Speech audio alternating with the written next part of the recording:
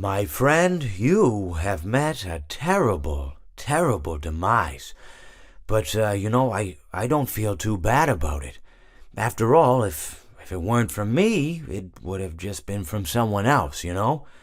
I guess what I'm trying to say is life goes on. For everyone else, life goes on, not for you. You're dead. But that's neither here nor there.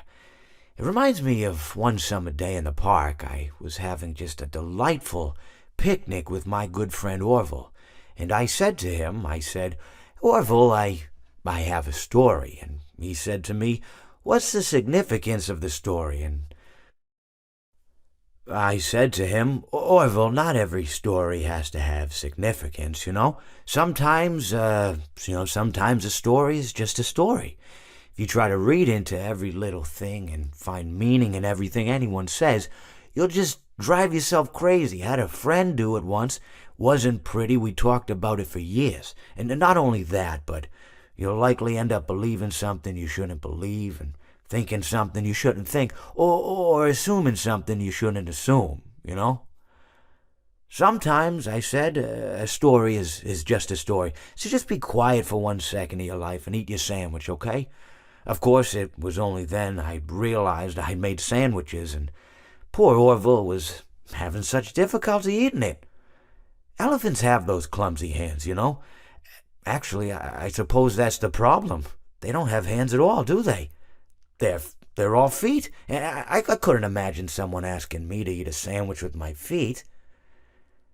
Now, if I recall correctly, there was a bakery nearby. I said to him, Orville, let me go get you some rye bread. Now, I'm unsure if elephants enjoy rye bread, but I assure you that Orville does. Now, this was on a Tuesday, which was good because rye bread was always fresh on Tuesday. They made sourdough bread on Monday and threw it out Wednesday, or rather, they sold it at a discount for people wanting to feed the ducks, and then probably at the end of the day, finally, they threw it all out. I don't recall. I do remember a man who would bring his son to the bakery every Wednesday and then go feed the ducks. He would buy all of the sourdough bread. Of course, you're not supposed to feed the ducks sourdough bread at all. It swells up in their stomach and then they all die.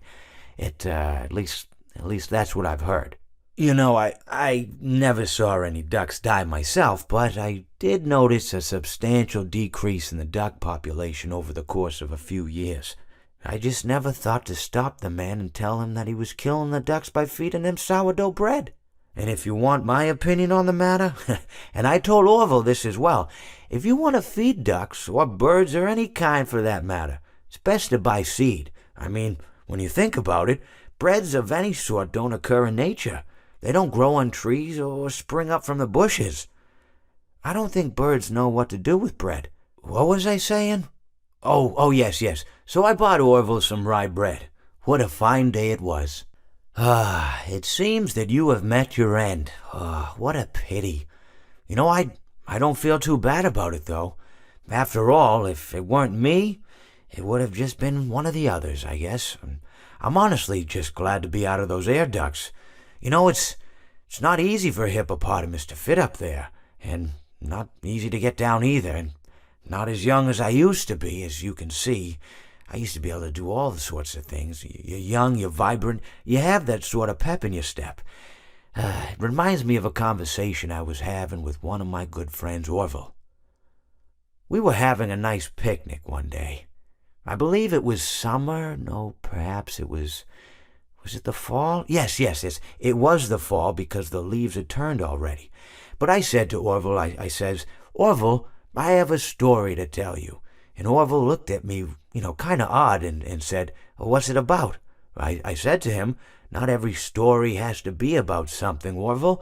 Sometimes a person just wants to talk. Why does everything have to be a story? I said to him. He just looked at me and he said, well, you said you had a story, and he was quite right. I did, in fact. I told him I had a story. I suppose if a person just wants to talk, then it's best to not announce that you're telling a story. Telling a story does come with its own pressures and expectations, I suppose. After all, if you're just talking to a friend, then there's no more expectations than if you were talking into the wind. Words by themselves aren't expected to carry, aren't expected to stick. But if you announce you're telling a story, well then, there'd better be a point to it all, No one wants to sit and listen to someone ramble on and on and on with absolutely no end in sight.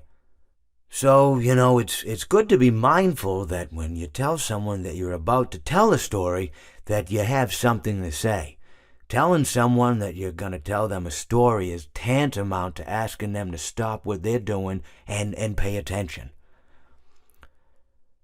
You're basically saying, hey, buddy, stop everything. Stop what you're thinking. I have a solution to everything. And, well, I didn't really have any story to tell. In hindsight, I probably just misspoke when I said that I had a story. I think it would have just been better to tell Orville that I wanted to tell him something rather than tell him that I had a story. But even then, it might have put too much importance on the whole thing. Either way, it was quite a nice day. I remember that we were drinking tea. Well, it seems that your journey has ended. Very sorry about that. It was always going to end this way, of course. If it weren't by me, it would have just been by some other, terrible thing. Just, you could not imagine how terrible it would be. Just, I get scared thinking about it. I'm glad it's not me. It reminds me of a time I was speaking to my good friend Orville. We were sitting on a park bench watching the pigeons. I was on the left, he was on the... Oh, wait, was I on the right or left? Anyways, it doesn't matter. We were sitting on there watching the pigeons. And I said to Orville, "Friend, those birds are frozen." And he kind of looked at me like I lost my mind. But I reminded him that it was winter, and often birds will sit in a tree until they freeze. And then they sort of fall to the ground until the sun warms up and they can, move around again. So I said to Orville, "You might as well save those breadcrumbs until the birds thaw, because they can't very well enjoy them in the condition they're in." To which he asked what I meant, and asking what condition the crumbs should be in before he threw them to the birds, assuming that I meant the birds couldn't enjoy the breadcrumbs in the condition that the crumbs were in, when in fact I had meant the birds could not enjoy them in the condition that the birds were in, considering that the birds were frozen. So he took a moment and then threw his last handful onto the ground. I said to him, "Orville, why did you throw the breadcrumbs to the birds when I just told you they're frozen?" To which he responded, "The breadcrumbs are not frozen." Again, misunderstanding my words. I didn't mean to say that the breadcrumbs were frozen when I said I told you they're frozen. I'd been referring to the birds. In hindsight, what I should have said was, and this would make perfect sense, "Why did you throw the breadcrumbs to the birds when the birds are frozen?" He misunderstood upon my correction, stating that he didn't know what else to do with the breadcrumbs, and that perhaps, when the birds thawed, they'd still be able to eat the crumbs. So I said to Orville, and this is what I said to him, I said, "Orville, the birds may be dead. It seems that you have met a horrible demise, my friend, but, these things happen, and life goes on. Not for you, obviously, you're dead. But it reminds me of a time I was having a conversation with my friend Orville. We were, where were we? I think we were by the river. We were sitting by the river and watching the fish leap over the falls.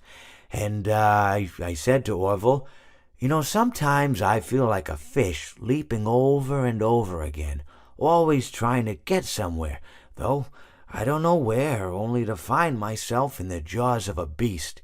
He, of course, looked at me, surprised, "Have you been in the jaws of a beast, friend?" To which I said, "No, of course not, Orville." I said, No. I simply meant that life can seem like a relentless endeavor to overcome meaningless obstacles, only to meet an equally meaningless fate, regardless of your efforts, regardless of the obstacles you've passed. And Orville, he stood and proceeded to drape me with a picnic cloth, to which I asked him, I said, "Friend, what are you doing?" He looked at me very concerned, really.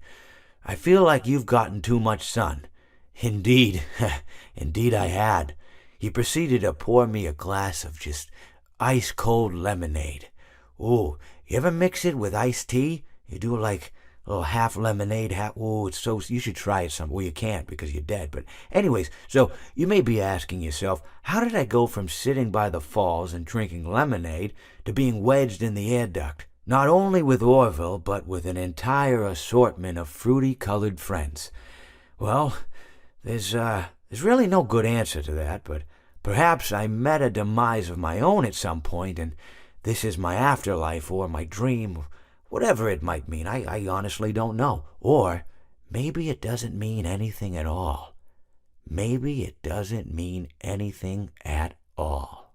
Hi, this is the FNAF show, and this is Mr. Hippo, and I don't think I've ever been on one of these shows before.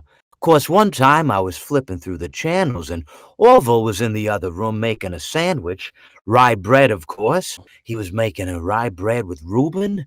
Was it a Reuben sandwich or was it one of those Cuban sandwiches? I can't remember. That's neither here nor there. The important thing is I was on the FNAF show, and I suppose people were going to ask me a bunch of questions and, assume I was going to answer them. Although some questions, they go on and on and on. There's 5, 6 parts, and you can't answer all of them, of course, and you do your best to answer at least 1 or 2 of them, and maybe give a little anecdote about something you did here and something you did there. But at some point, you just got to bring it all the way back and make sure that you answer the question. Now, I've seen many guests on shows, and Orville, of course, he's seen a lot of shows. Or was it me that I think I like shows more than he does? Maybe not, but I know he's seen at least a couple, and this Darko fella, good guy, Lewis is his name, you might know him from the internet. He asks questions and he hosts stuff, and they play games on the show, of course, and you gotta understand something about him. He's brilliant. He's got all these subscribers on YouTube, and sometimes he sits there late at night and tries to beat 50-20 mode, of course, and people see it, and his reaction is just, well, it's one of the most brilliant reactions I've ever seen.